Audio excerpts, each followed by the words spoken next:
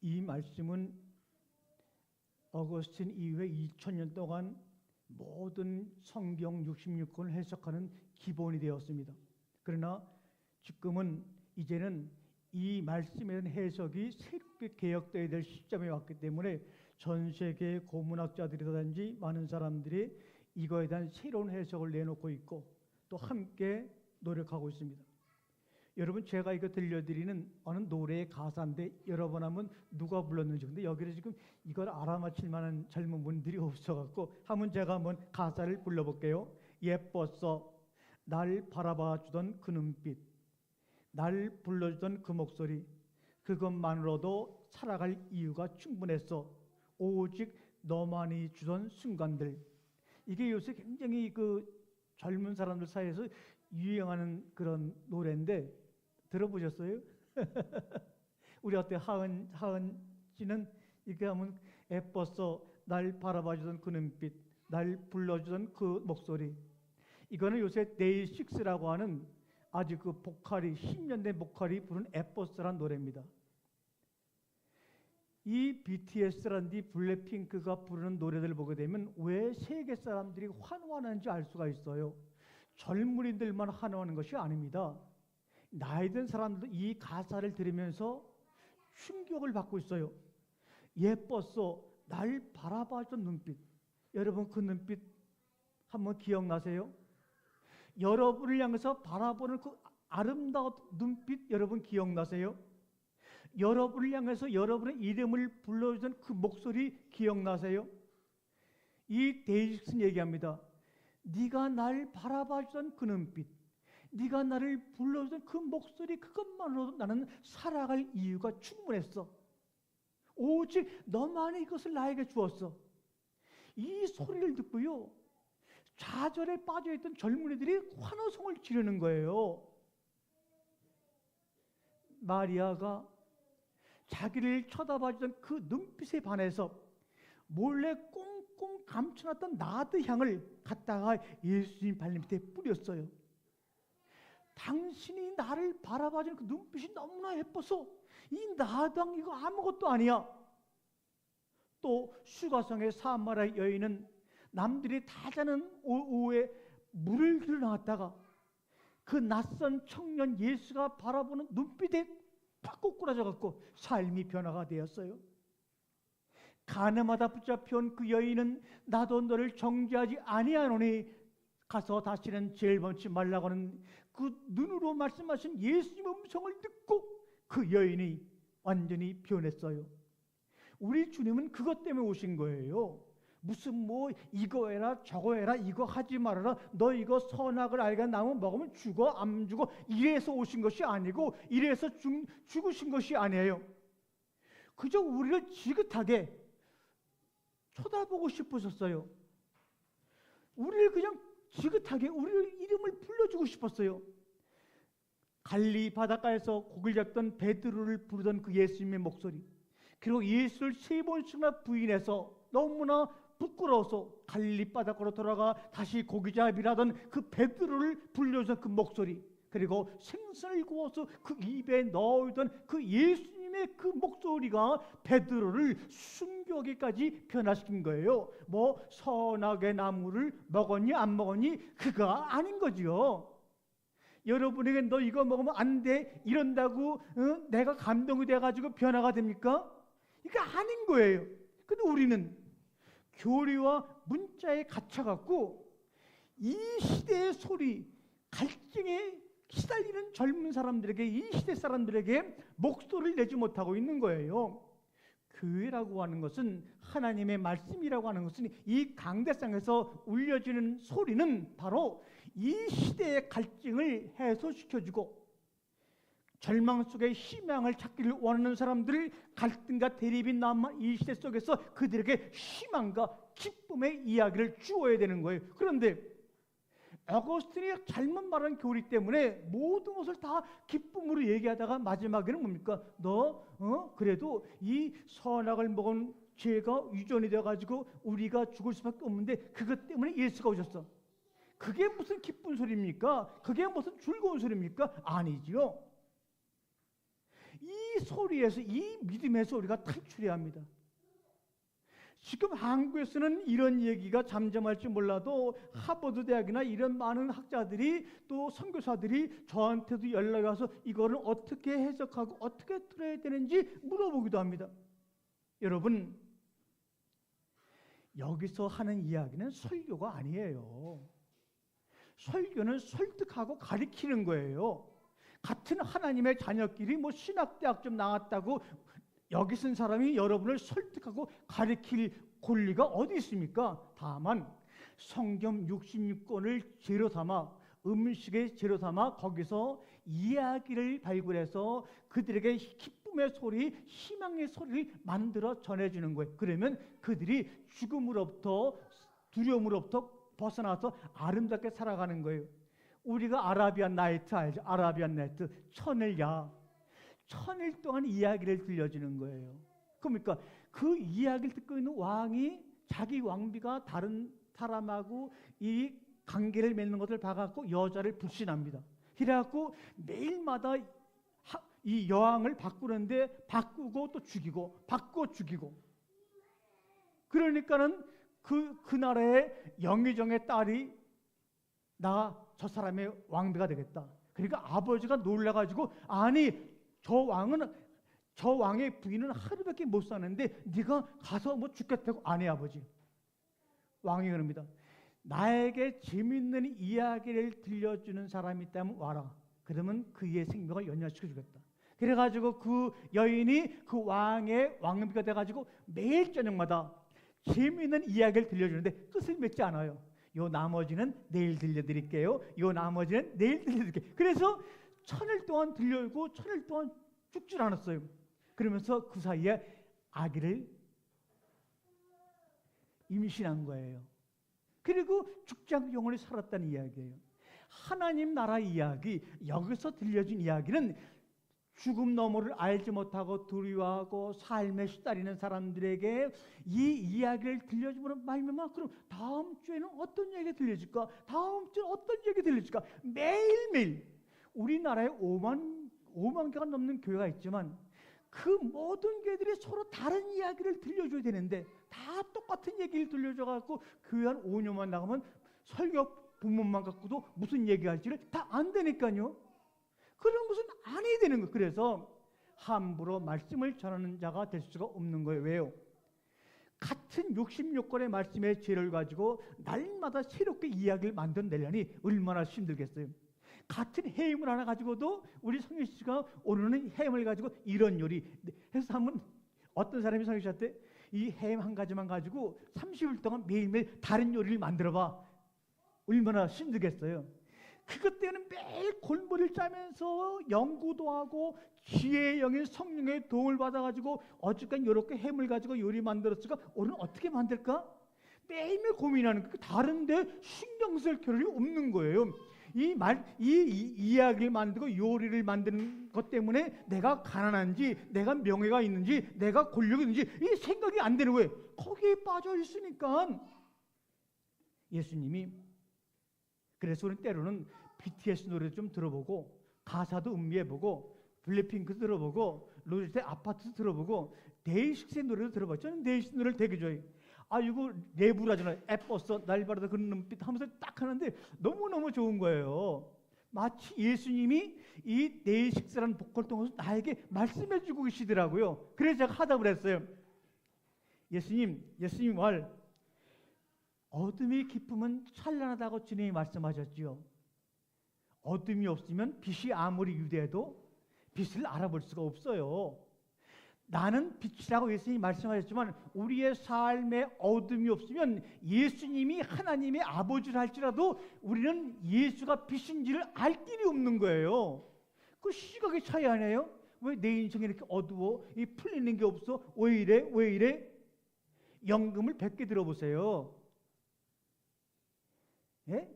내가 이 연 가지고 100세까지 살 수, 한 달에 내가 200만 원을 쓰더라도 이 연금이 나오는 걸 보게 되면 100세까지 살 수 있겠네?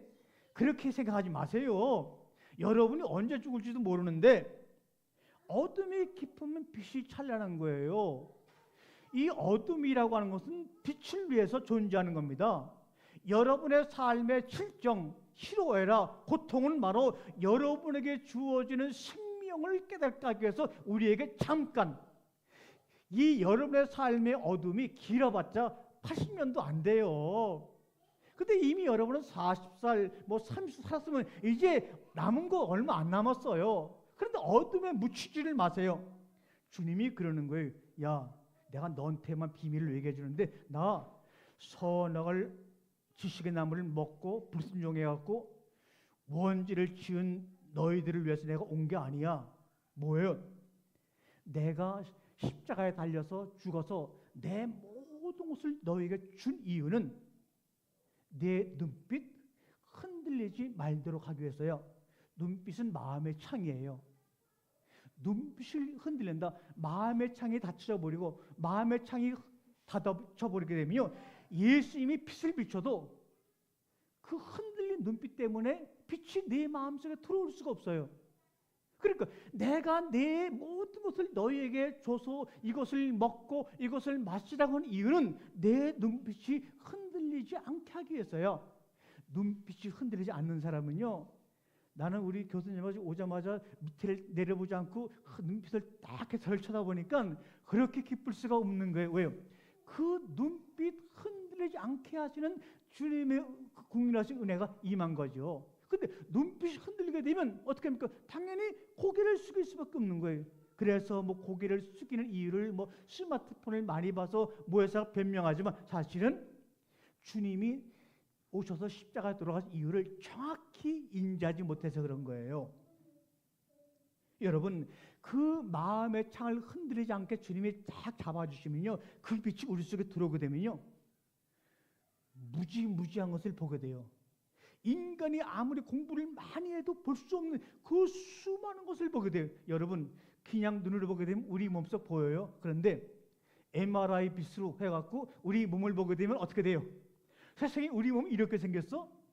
또 여러분 엑스레이로 보세요. 여러분 속이 다 보이는 거예요. 그거 이상이에요. 여러분이 고민하고 눈물을 흘리고 가슴 아파서 내가 나아갈 길이 어딘가 아무리 노력해도 안 보이던 것이 빛이 여러분 마음속에 비추게 되면요, 아니 세상에 쟤는 저 정도밖에 안 배웠는데 어떻게 저런 걸 다 알 수가 있지? 자기도 놀라는 일이 벌어지는 거예요. 그래서 저는 그 하나님의 사랑은 노아에게 보여줬던 무지개의 사랑이다. 우리는 빨주노 어쩌 파란 뭐 이렇게 하지만 저 노르웨이나 이런 데 사람은 무지개 색깔이 3가지로밖에 안 보여요. 또 중동 사람들은 무지개가 색깔이 몇 개냐 그러면 5가지래요. 또 어떤 나라 물어보면 30가지 넘는데, 그런데 과학자들이 큰 이 만원경으로 무지개를 보니까 색깔이 셀 수가 없더래요. 하나님의 사랑은 우리 속에 그 주님의 빛이 얼마나 비치고 흔들리지 않냐에 따라서 볼 수 없는 것을 보게 하는 거예요. 눈에 보이는 것이 전부가 아니에요. 눈에 보이는 것이 진실이 아니에요. 제 눈에 보이는 여러분이 진실이 아닌 거예요. 제가 보지 못하는 주님이 나에게 빛을 비춰주지 않으면 볼 수 없는 그 아름다운 모습들이 여러분에 다 있는 거예요. 그럼 우리 교인들은요, 눈에 보이는 것, 행하는 것 가지고 우리는 교제하는 게 아닌 거예요. 눈에 보이지 않는 그 영혼의 아름다운 무지개 색깔을 보고 그것을 이야기해 주는 것이 바로 성도들의 삶이고 교제인 거예요. 우리가 여기서 세일 모임 하는데 세일 모임도 마찬가지인 거예요. 인생살이 어렵고 힘들고 뭐 이 얘기하는 건 좋지만 실제로 우리가 이야기할 것은 우리에게 자신의 생명을 다 주어가지고 우리의 마음의 빛이 흔들리지 않게 해서 그 마음의 빛을 향하는 그 빛을 통해서 보여주는 그 사람의 영혼의 아름다움. 그러면요, 21세기는 그런 사람들이 주인공이 되는 세대예요. 한번 좀 보세요. 봤으면 좋겠어요. 그러면 다른 거요, 여러분이 그렇게 노력해서 포기하려고 했던 것들, 내가 언제 이런 것을 다 포기했지? 내가 언제 이런 걸 내려놨지? 자기가 자기를 보더니 신기한 거예요. 이게 뭐지? 빛이 비치게 되면요, 다 내려놓게 되어 있어요. 그래서 이것을 은총으로 사는 삶이다, 믿음으로 사는 삶이라고 이야기하는 거예요. 저는 날마다 그렇게 주님과 교제하며 살아가고 있어요. 세상에는 심리학도 있고 무슨 금쪽 같은 새끼라는 것에서 나오는 그 박사님도 계시고 다양한 사람들의 자기 전공을 가지고 이 시대의 문제를 해결하려고 그래요. 그것을 치유한다 그러죠. 근데 치유는 병을 하나하나 고쳐주는 거예요. 그런데 하나 고치면 병이 2개가 새롭게 생기고, 병을 4개 고치면 이 자고 일어나면 병이 10개가 생기고, 이게 새로운 병이 생기는 것을 따라가지를 못해요. 그러나 말씀은 뭐냐? 말씀은 치유하는 게 아니에요. 그래서 은사를 아무리 많이 받았어도 소용없는 게 말씀은 생명을 살리는 거예요. 말씀은 생명을 살리는 거예요. 그래야지만 생명이 뭔지 알아요. 여러분은 그저 생명이 내가 숨 쉬는 동안에 흙으로 만들어진 거 내가 장례식 가고 화장터 갔더니 요만큼밖에 안 나오더라. 그게 생명이야. 그건 눈에 보이는 거예요. 생명은 눈에 보이지 않는 속살이에요. 근데 그것은 그냥 말씀으로만 볼 수 있고 말씀으로만 내 생명이 살아있거나 숨만 쉰다고 살아있는 게 아니에요. 저 사람 돈도 많아. 차도 멋있어. 숨도 건강하네. 단전호흡에 복수호흡에 아니에요. 생명은요 말씀으로만 살릴 수 있는 거예요. 그런데 이 말씀으로 살리고 싶은데 왜 못 살리냐? 성경을 읽고 알려고 하고 질문하다 보면 어느 순간에 자기도 모르게 말씀을 통해서 내 생명이 살아 숨쉬는 것을 경험하게 되는 거예요. 그렇기 때문에 말씀을 통해서 생명을 살리는 이 사건을 경험했더라도 남에게 이것을 이야기하기가 힘들어요. 어느 날 갑자기 쿵 하고 떨어지는 게 아니라는 거죠. 66권이라는 이 작은 이 인쇄된 이 활자를 통해서 주님이 우리에게 말씀하시고자 하는 생명의 속살을 먹어야 되는 거예요. 그런데 이 현대인들은 성경을 안 읽으니까 읽더라도 아멘으로만 화답하지 질문을 안 하니까, 의심을 안 하니까 생명이 이 말씀이 나를 살리고 있다고 하는 것을 인지를 못하니까 성도들끼리 모여도 서로가 신비스럽지가 않아요. 서로가 신기하지가 않아요. 이 말씀이 생명을 살리는 것을 경험한 사람들은요 성도들을 만날 때마다 말은 안 하지만 되게 신비스럽게 보는 거예요. 야, 그리스도 안에 감춰진 사람이구나. 근데 우리는 겨우 그리스도 안에 감춰진 사람을 요만큼만 보고 판단하고 그냥 크게 난리법석을 피는 거구나 라고 안타까워서 눈물을 흘리면서 거기에 판단에 동참하기보다는 무릎을 꿇고 기도하는 사람이 되는 거죠. 그런 사람이 지금도 있어요. 그런 눈물 기도의 사람들이 있기 때문에 세상이 그래도 이나마 지탱이 되는 거라는 것을 여러분 아셔야 합니다. 여러분, 제가 창세기 11절을 좀 계속 그것만 가지고 설교를 하는데, 왜냐하면 이것은 바로 원죄에서 벗어나야 된다고 하는 절대적인 마지막 사명을 가지고 전 세계 학자들하고 연구하고 있는 거예요. 왜 그러느냐? 제가 보겠습니다. 이 성경을요, 이 창세기 2장 10절의 말씀이 모든 신학의 기본이란 말이죠. 근데 이 창세기 오늘 본문의 말씀은 뭐냐? 먹어라 먹지 말아라, 순종이냐 불순종이냐, 이 성경의 기본을 순종과 불순종의 법의 개념으로 보기 시작하면요 우리 머리에 쥐가 나요. 뇌가 진동을 합니다. 왜? 우리 뇌는 오른쪽 뇌와 왼쪽 뇌가 서로 협력해서 이성과 감성이 서로가 조화를 이루어야 되는 거예요. 그런데 이 먹어라 먹지 말라, 선악의 지식의 나무를 먹지 말고 해서 순종해라 불순종해라, 이거 뭡니까? 문자가 만들어진 뒤에 우리에게 주신 말씀이에요. 문자가 없을 때는 이런 얘기가 없었어요. 문자를 만들어가지고 모든 기본이 그래 순종이냐 불순종이냐, 이것은 뭡니까? 가족 간에 얘기하는 게 아니에요. 아버지와 자녀가 너 앞으로 순종할 거야 불순종할 거야, 그런 부모 밑에서 맨날 그런 얘기만 듣고 살아보세요. 부모가 아무리 좋은 얘기를 막 하고 막 차도 사주고 옷도 사주고 막 그러다가 맨 마지막에는 순종할 거야 불순종할 거야, 이걸로 마무리한다면 내가 너를 옷 입히고 장가 보내고 시집 보내고 이렇게 하기 위해서 내가 60평생을 내가 얼마나 고생했는지 아니? 그것은 네가 나에게 순종 불순종하는 사람에서 순종하는 사람으로 변화시키기 위해서 내가 그렇게 고생한 거야. 그러면 그 자녀가 부모로부터 자유로울까요? 진리가 너희를 자유케 한다 그랬으면 진정 그 주님의 말씀으로부터 우리가 자유함이 있어야 되는데, 순종 불순종의 법의 개념으로 성경을 보기 시작하고 믿기 시작하면요, 그 후에 모든 내용들과 모든 사안들이 다 율법의 마인드로밖에는 볼 수가 없게 되는 겁니다. 그래서 주님께서 오셔가지고 우리에게 복음을 말씀하시기 전에 모든 사안을 율법으로, 법의 눈으로 보고 있는 바리새인, 서기관, 사두개인을 뭐라 그럽니까? 그렇게 선량하고 온유하신 분이 독사의 자식아 하면서 그들을 얼마나 책망했습니까? 우리 눈으로 볼 땐 절대 따라가지 못하는 의인들인데 주님의 눈으로 볼 때 그들이 독사의 자식이 된 이유는 뭡니까? 모든 사항들을 법의 테두리를 가지고 판단하고 보았고 그렇게 가르쳤기 때문에 주님은 이것을 깨기 위해 오신 겁니다. 결국 누가 예수님을 죽였어요? 바리새인, 사두개인, 서기관들이 협력해 주겠어. 왜?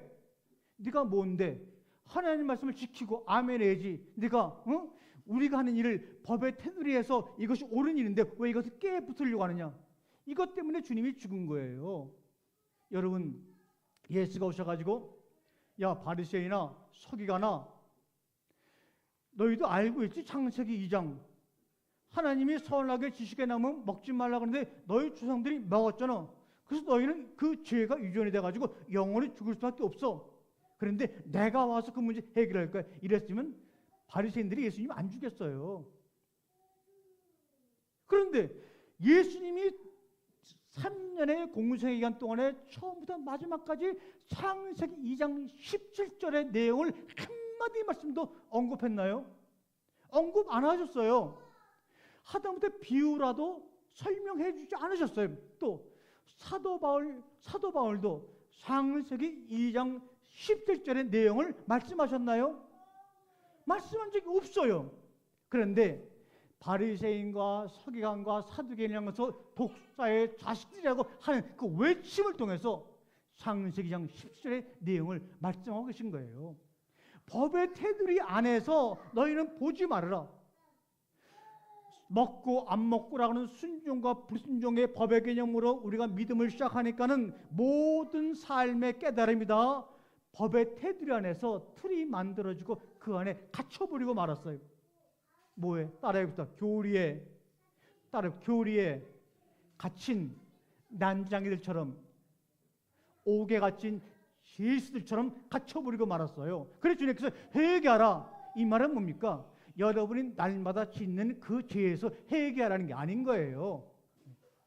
주님이 오셨으나 오시지 않았으나 인간들이 우리가 말하는 대로 아유 저런 일이 안 일어났으면 저런 죄 안 지었으면 하는 죄는 날마다 더해가고 있어요. 주님이 회개하라. 천국이 가까이 왔다고 말씀하시는 것은 바로 여기에서 벗어나라 그 말입니다. 내 말씀은 나는 순종 불순종 먹어 먹지마 너희를 법의 언어로 법의 테두리 안에서 너희를 가두는 사람이 아니야. 거기서 벗어나야 돼. 이것을 우리에게 말씀하고 거기에 계속해서 갇혀있는 우리들에게 뭐라냐? 너는 죄인이야. 거기서 벗어나라. 그 반대 방향으로 가라고 말씀합니다. 여러분, 그래서 우리가 구원파라든지 이런 바국수 같은 사람들은 이것을 이용해서 먹고 안 먹고 법의 테두리, 율법의 틀 안에서 우리에게 말합니다. 구원 받으셨나요? 근데 사실은 구원 받은지 안 받은지 우리가 어떻게 알아요? 구원이라는 개념은 하나님 나라하고 연결되는데 예수님이나 바울도 죽은 뒤에 세계를 말씀 안 하셨는데 우리가 무슨 수로 내가 아무리 설교를 잘해도 우리 성계 형제가 나는 구원받아서 죽음 이유가 어떻고 하나님이 어떤지 알아. 그 얘기할 수 없는 거예요. 그런데 구원받나 안 받나 물어봐갖고 좀 망설이게 있게 되면 구원을 아직 못 받으셨군요. 그럼 이렇게 하면 됩니다.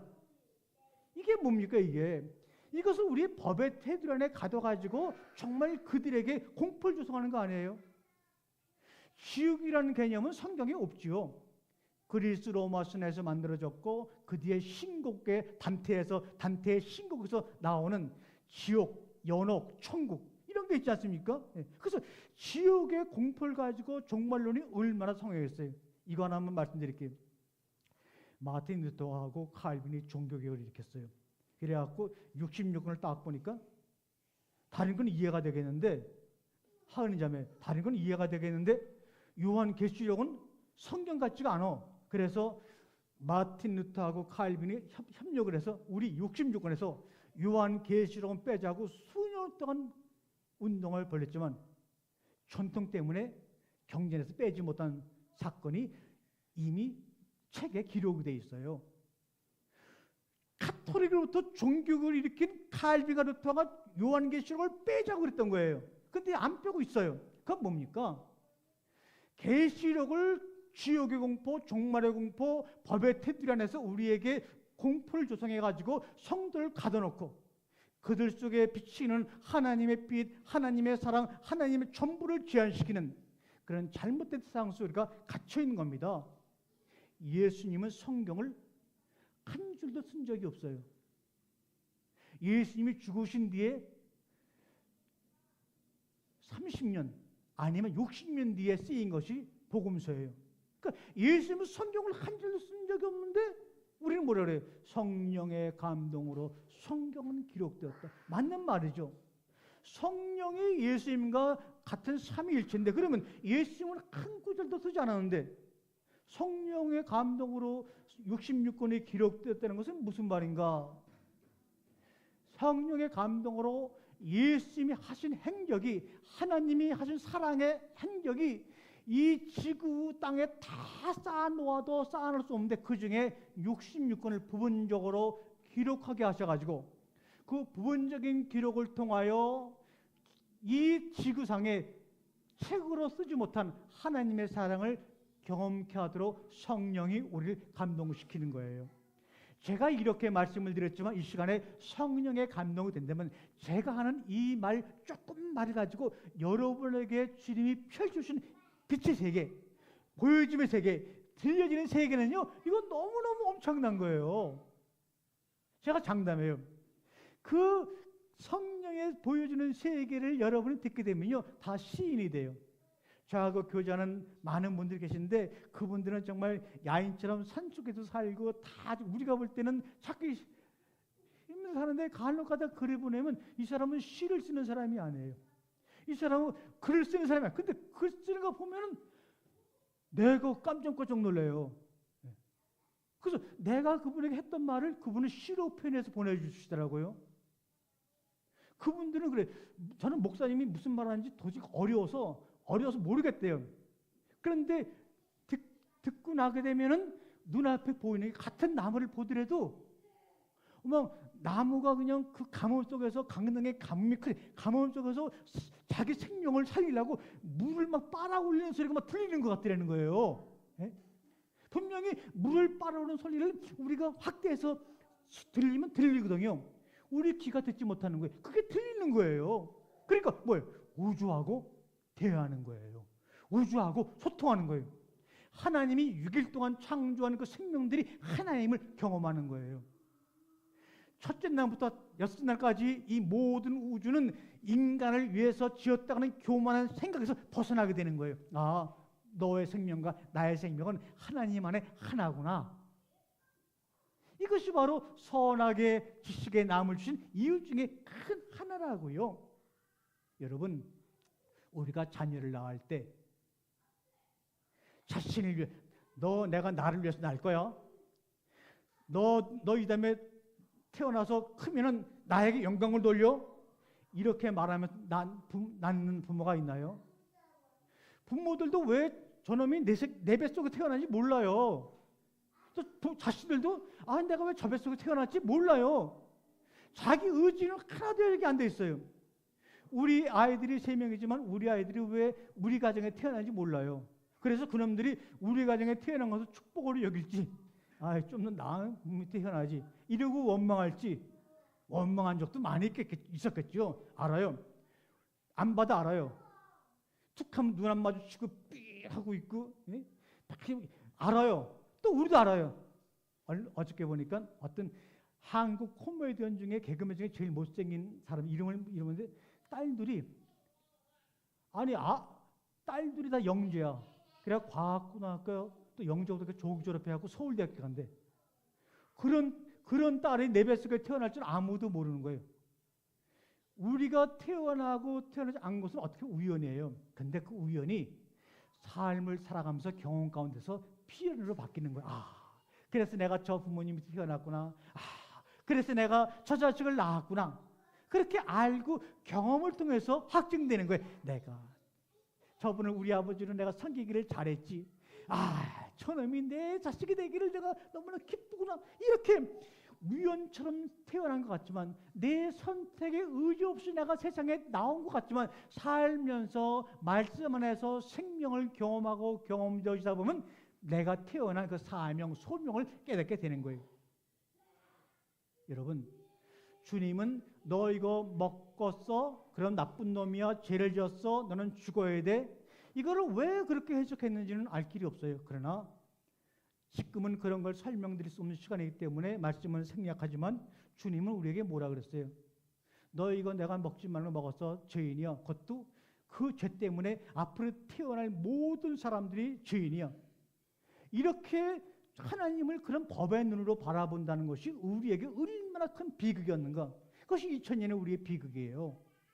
주님은 우리에게 뭐라 그럽니까? 스바냐 3장 17절에 보게 되면 잘 들어보세요. 스바냐 3장 10절 공동 번역입니다. 내 안에 계시는 내 하나님 여호와께서 너를 새롭게 하시고, 여기서 명절이라도 된 듯 기쁘게 더덩실 춤을 추시리라. 이게 하나님의 고백이에요. 내 안에 계시는 내 하나님이 여호와께서 너를 새롭게 하시고, 추석 명절이 온 것처럼, 구정을 당한 것처럼, 자식들이 추석 명절에 구정에 찾아오니까 너무나 기뻐가지고 아버지가 그냥 더덩실 제가 이 춤을 추는 것이 우리 아버지인데 왜 우리는 말씀을 교리로 박아가지고 신학으로 임백해서 이런 하나님의 가족의 언어, 낳은 자와 낳음을 입은 자의 사랑의 관계를 말씀시켜 왔는지, 이거 여기에서 돌아서는 게 바로 회개하는 거예요. 여기에서 돌이키는 게 회개하는 거라고요. 네?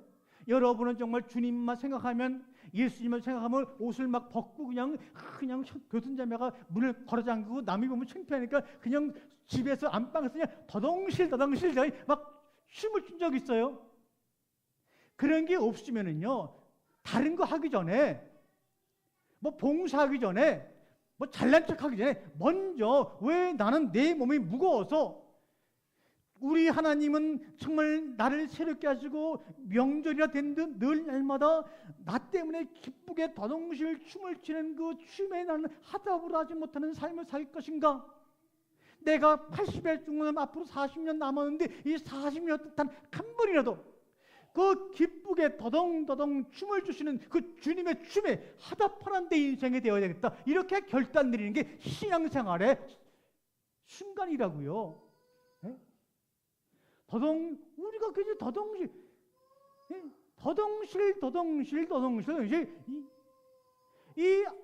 내 안에서 춤을 추시는 그 아버지의 춤이 얼마나 여러분의 마음이 완고했으면, 얼마나 여러분의 마음이 딱딱했으면 그 우리 속에 계셔서 우리를 새롭게 하셔가지고 우리 속에서 날마다 춤을 추시는 하나님의 춤이 여러분의 몸을 통해서 반응하지 않을까요? 왜 그래요? 이것이 죄인 거예요. 여기에서 돌았을 때 여러분 속에 천국이 열리고 하나님의 나라가 열리는 겁니다, 여러분.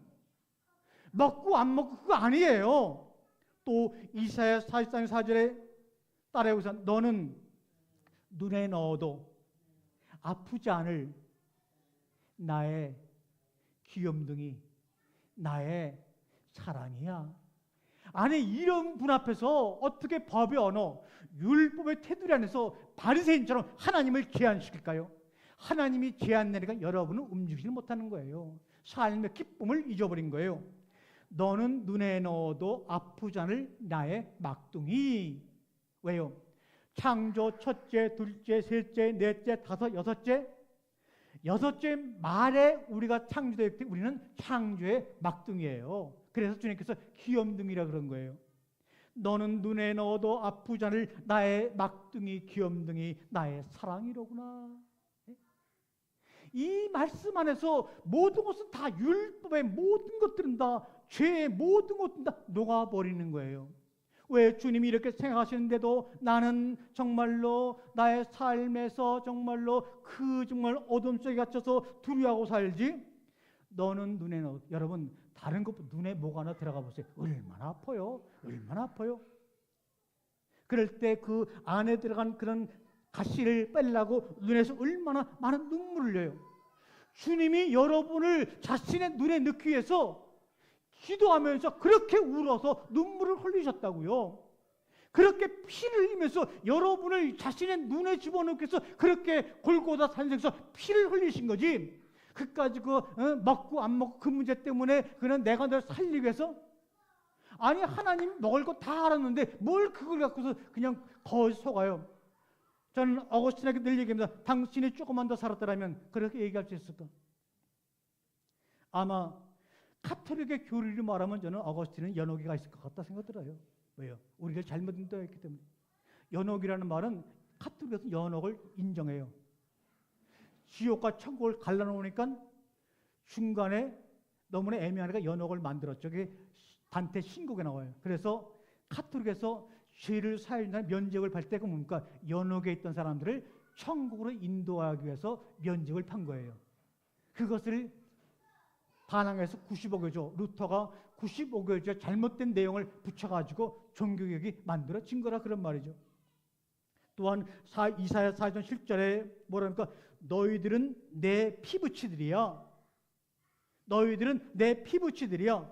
내가 내 이름을 걸고 창조하고 만들고 지은 내 자녀예요. 그냥 이 히브리어에 그 만들라고 하는 그런 바라, 야차르, 아싸, 창조하고 만들고 지은 내 자녀다. 이렇게 강조하고 있는 거예요. 그러니까 하나님의 마음이 오직 안타까웠으면 내 자매 이래 자꾸 하나 내가 너를 창조했어. 내가 너를 만들었어. 내가 너를 지었어. 이 단어가 문제가 중요한 것이라 뭘 말씀하셔서 이렇게 내가 너를 창조했어, 내가 너를 만들었어, 내가 너를 지었어라고 말씀하셨을까? 그 주님의 마음을 아는 것이 성경을 바라보는 우리의 눈이에요. 내 이름을 걸고 내 피가 통하는 사람에게는요 어떤 허물이 아닌 거예요. 우리 친척 중에 하나가 그 의료상의 그 재벌인데 아들이 홍콩 지사장으로 갔어요. 근데 이 아들이 신학대까지 나왔는데 그냥 신학을 안 하고 그 엄마 아버지 사업을 물받아갖고 홍콩 지사장인데 홍콩 도박에 빠졌어요. 도박에 빠져갖고 수십억 빚을 져갖고 그 회사 지사를 다 팔아 쳐갖고 도박을 했어요. 그걸 본사에서 엄마가 알았어요. 어떻게 했을까요? 다 용서해주고 다시 본사를 불러갖고 요직에 앉히더라고요. 이게 세상의 부모도 그래요. 그런데 뭘 하나님이 인간들이 뭐 그걸 하나 과일 하나 먹고 안 먹고 뭐가 대단하다고 꼭 그렇게 인간을 잡아야 되겠어요? 너 먹지 말는 거 먹었지 하면서 인간을 붙들어 매야 되겠어요? 그들은 내 피부치들 내 이름을 열고 창조하고 만들고 지은 내 자녀야. 왜? 내 영광을 위하여. 그러니까 우리는 하나님의 영광을 위해서 창조했다는 말을 여기서 지금 인용하는 거거든요. 근데 이 영광은 뭐냐? 책임의 막중성을 애들로서 표현한 거예요. 원래 이 뜻은 가치가 있다, 아름답다, 위대하다는 말을 영광으로 번역한 것뿐이에요. 내가 낳고 내가 창조하고 내가 지은 너희 피부치들은 내가 볼 때는 나에게 너무나 가치가 있어. 너무나 위대해. 너무나 아름다워. 이것을 인간의 언어로 표현하다 보니까 영광이라고 번역한 거예요. 다시 말하면 우리가 자녀를 낳았지요. 여러분의 자녀죠. 그런데 부모들이 이 자녀를 향한 책임의 막중성을 내 영광을 위하라고 표현한 거예요. 저도 자녀가 있고 장로님 동생도 자녀가 있지만 그 자녀를 볼 때마다 시간이 지날수록 자녀들이 아무리 나이가 먹어도요 늘 자녀를 향한 책임감, 그 막중성은 놓은 적이 없는 거예요. 이것을 표현하는 거예요. 그러면서 10절에 말합니다. 나 여호와가 말하노니 너희는 나의 증인이야. 내가 뽑은 종이야. 이는 너희가 나를 알고 믿고 내가 하나님임을 깨닫게 하려 합니다. 그러면서 요한일서 4장 11절에 우리를 사랑하신 하나님의 사랑을 알고 믿었노니 하나님은 사랑이시라. 그러니까 믿는 것이 아니라 알아야 되는 거예요. 이렇게 이사야 43장 4절 7절을 얘기한 이유는 너희가 알고 깨달아서 내가 하나님이야. 근데 그 하나님은 뭐야? 사랑이라는 것을 알게 하기 위해서 우리에게 말씀한 거예요. 알아야 돼요. 그동안에는 종교라는 테두리 속에서 여러분이 믿음이 먼저였지만 알아가는 거예요. 날마다 알기 위해서 기본적으로 성경을 날마다 여러분 손에서 하루에 한 장이라도 떠나지 않고 보고 의심되는 게 있으면 의심하고 질문하고 기도하고 그래야지만 결국 여러분의 마음속 우리에게 보여주신 하나님의 우주적인 모든 사랑들이 그것을 한마디로 말하면 사랑이었구나라고 경험하며 고백하며 이웃들과 나눌 수가 있는 겁니다. 선악의 지식의 나무와 생명의 나무는 하나님의 피조물들이 서로를 존중하며 함께 생명을 누리는 하나라는 것을 알게 하기 위한 나무입니다. 죄를 졌느냐 안 졌느냐를 판단하는 나무가 아니에요. 그러기 위해서 먼저 여러분의 무지함을 깨닫고 나는 아는 것이 없구나라는 깨닫고 고백해야 합니다. 이것이 바로 뭡니까? 무엇도 타무엇도 죽는 겁니다. 즉 하나님의 한 피조임의 이름을 아는 겁니다. 서로에게 먹힘을 당하는 겁니다. 이것이 서로를 향한 죽음인 겁니다. 이것을 하나님의 사랑이라고 그러죠. 여러분, 주님께서는 아담과 이브에게 선악의 지식의 나무의 열매를 먹으라고 말한 적이 없어요. 성경에는 선악의 지식의 나무로부터 나오는 그것을 먹지 말라. 여기 나무 한 그루가 있는데 이 나무에서 시간이 지나게 되면 무언가가 열매가 생길 거야. 근데 그걸 먹지 마. 이런 얘기예요. 그러면 여기 나무 한 그루가 교선자매가 지금 정선에다가 나무 한 그루 아주 사과나무를 심었어요. 그러면 그것이 꽃망울을 가지고 꽃이 피고 열매가 며칠 나가면 한 계절이 필요하잖아요. 마찬가지 아담과 이브가 주님이 그 나무로부터 나오는 열매를 먹지 말라 그래갖고 그 나무 앞에서 왔다 갔다 지냅니다. 여러분, 그 나무로부터 열매가 맺히기 위해서는 우선 꽃이 피어야 합니다. 그 다음에 그 꽃에 벌과 나비가 날아와야 합니다. 그리고 햇빛이 비치고 비에 젖고 바람에 말리면서 결국은 그 바람 때문에 어떤 일이 벌어지죠? 그 꽃이 떨어집니다. 여러분의 인생에 이루고자 하는 모든 것들이 바로 인생의 꽃이에요. 그 한성의 목표를 이루기 위해서 여러분의 삶의 꿈을 이루기 위해서 얼마나 비를 맞기도 하고 벌에 쪼이기도 하고 배신도 당하고 뜨거운 햇빛에 여러분이 노출되기도 하고 그래서 꽃이 폈더니 이 꽃이 영원한 줄 알았더니 권력이 10년 내라고 꽃이 떨어졌어요. 이거 허무하구나.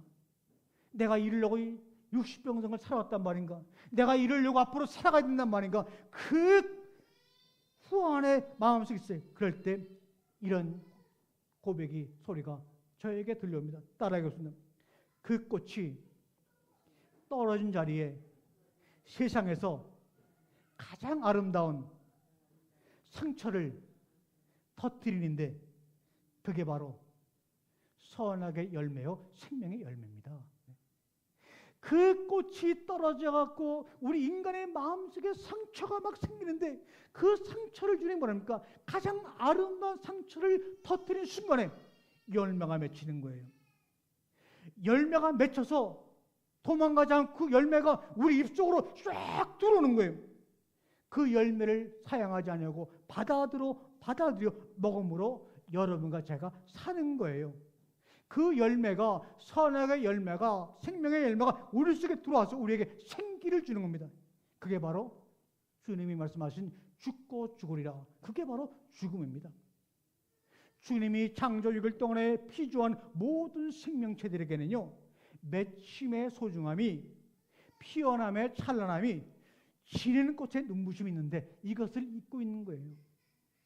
지는 꽃에 눈부심이 있어가지고 그 곁에 아름 상처가 생겼을 때, 이 상처를 볼 줄 아는 깊은 눈이 여러분에게 있을 때 여러분은 그 열매를 먹을 수가 있는 겁니다. 말씀으로 자신의 삶을 완성하는 먹히는 자의 죽음이라고 생각해 본 적 없습니까? 그저 통념대로 내가 불순종해서 죽는다, 이런 시각을 바꿔야 합니다. 하나님 앞에서 여러분과 저의 죽음이 무슨 큰 의미가 있겠어요? 내가 불순종해서 주님 앞에 죽는 것이 큰 문제가 아니라 선악의 지식의 나무가 그 열매가 우리에게 먹히는 그 열매의 죽음이 더 경이스러운 거예요. 우리는 뭡니까? 내가 저거 불순종했으니까 나에게 죽음이 올 거야. 거기에 두려움에 떨지만 생각해 보세요. 우리가 죽음의 두려움에 떨기 전에, 불순종의 아픔에 우리가 공포 속에 살기 전에 먼저 선악의 지식의 열매가 아는 상처 속에 태어나가지고 우리 입에 들어오는, 내가 너를 위해 죽을 거야 하고 그 열매가 우리 속에 들어왔어요. 그래서 죽을 줄 알았더니 내 입에 들어온 그 열매 때문에 내가 다시 예수와 함께 살아난 거예요. 이것이 바로 창세기 2장 11절의 내용이라는 거예요. 지식의 나무 열매를 먹으면 불순종으로 여러분과 제가 죽기 전 그 열매가 내 속에 들어와 먼저 죽는다. 이것이 바로 나를 살리는 주님의 사랑입니다. 하나님이 말한 지식의 나무 열매가 맺히기까지 기다리고 기다렸던 아담과 여자의 마음을 여러분 알 수 있습니까? 그 마음을 이해하려고 한 번도 노력해 본 적 있습니까? 그 빼빼 마른 나무가 꽃이 피고 비바람에 맞으면서 열매를 맺기까지 기다리면서 아담과 이브의 마음이 얼마나 초조하고 기대감에 넘쳤을까 생각해 본 적 있습니까? 저 꽃이 피게 되면 어떤 향기가 날까? 저 꽃이 피면 어떤 모습의 꽃일까? 그리고 그 꽃방울이 떨어지고 거기에 열매가 맺히면 어떤 맛일까? 또 죽음 너머의 세계는 어떤가? 그 선악의 지식의 나무 앞에서 쳐다보며 기다렸던 그 아담의 뒷이야기가 여러분 궁금하지 않습니까? 이것이 바로 하늘나라의 이야기요, 성경의 이야기임을 우리가 마음속에 간절히 명심하기를 바랍니다. 기도하겠습니다.